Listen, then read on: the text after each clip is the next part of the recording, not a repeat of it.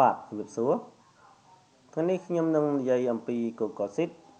តាក់ទងទៅនឹងការប្រើប្រាស់នៅមុខងារមួយសម្រាប់ link ទៅកាន់ cell ផ្សេងៗទៅកាន់ worksheet ផ្សេងៗឧទាហរណ៍ខ្ញុំមានប៊ូតុងមួយកន្លែង worksheet home ខ្ញុំចង់ link ទៅកាន់ worksheet name point 1 point 2 point 3និង Xiaomi អញ្ចឹងខ្ញុំបានធ្វើគំរូឲ្យមួយហើយឧទាហរណ៍ថាខ្ញុំចង់ link ទៅកាន់ name នេះគឺខ្ញុំសេជាភាសាខ្មែរតែឈ្មោះខ្ញុំចុចលើវាប៉ាប់វាអញ្ចឹង point យ៉ាងមួយគឺយើងប្រាប់ថា link ទៅកាន់ point នេះយើងចុចទៅគឺតបការរបស់យើងនឹងរត់ទៅកាន់ cell name ហើយខ្ញុំចូលម្ដងទៀតខ្ញុំចង់ទៅកាន់បន្ទុកខ្ញុំចុចលើវាប៉ៅចុចបែបនេះវានឹងចេញទៅកាន់ cell បន្ទុកខ្ញុំចង់ back វិញខ្ញុំបង្កើត sheet មួយទៀតគឺ back home តោះឥឡូវយើងមើលរបៀបនៃការបង្កើតដើម្បីកុំឲ្យខាត់ពេលអញ្ចឹងយើងសរសេរពាក្យមួយឧទាហរណ៍យើងសរសេរថាឆមាសយើងសរសេរជាភាសាខ្មែរមកឆមាសអូខេឆមាសប៉ុណ្ណេះអញ្ចឹងយើងចង់កាន់ទៅកាន់ឡាញ mail ឆមាសនេះឡាញ sheet ឆមាសនេះយើងចុចលើវាមកស្ដាំ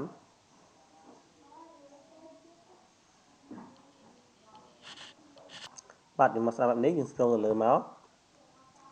តោងទៀតណាយើងចុចលើវាមួយចេះមកស្ដាំយើង scroll ឡើងលើយើងយកពាក្យថា insert link នេះចុច pop វានឹងឲ្យយើងនេះ sheet and name rank អញ្ចឹងយើងចុចទៅកាន់កន្លែងឆមាសនេះ pop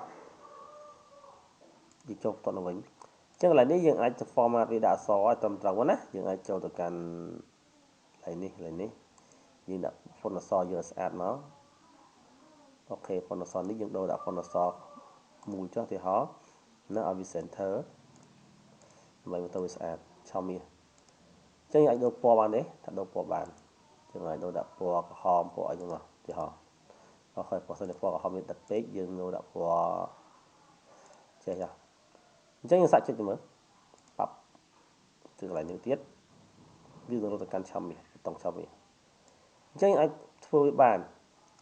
ឥឡូវយើងចង់ទៅ back ទៅវិញទៅហើយយើងយកកន្លែងរៀងនេះចុះយើងមកតាមទៅវាមក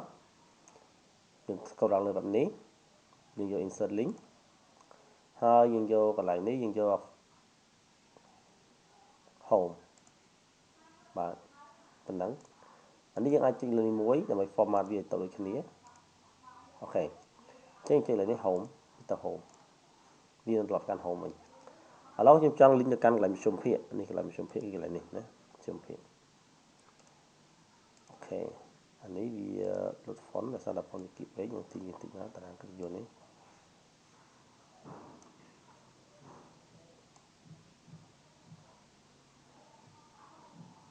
អានេះមិនខលវាទេបាទឥឡូវនេះ back home សិន back to home ចុះឡើងប្រជុំភាគនេះខ្ញុំមកស្ដាំខ្ញុំយក link បាទខ្ញុំយក more ឥឡូវនេះខ្ញុំយកនៅវា point 2ចុចលើ point 2មកគឺបានចុច top មកលើ point 2អូខេនេះបែកវិញបាទអញ្ចឹងការធ្វើមានតែប៉ុណ្ណឹងអញ្ចឹងសង្ឃឹមថាបងប្អូនអរគ្នានឹងយល់